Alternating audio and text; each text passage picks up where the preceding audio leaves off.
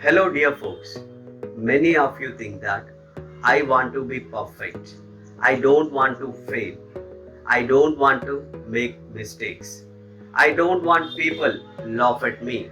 I should be perfect all the time. Hey, the real fact is there is no perfection. Perfection is illusion. Perfection is fake. Perfection doesn't exist in this real world. Trying to be perfect is a disease. It's obsession. It's a psychological disorder.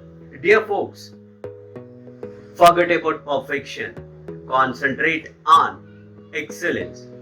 Excellence means trying to be better your performance every time. Always try to improve. Don't look for perfection. We all understand one thing. All the time there is a room for evolution. All the time there is a room for improvement. Dear friends, strive for excellence, not perfection. Striving for excellence is a progress. Striving for perfection is a mental illness. Striving for excellence is a improvement, advancement, betterment.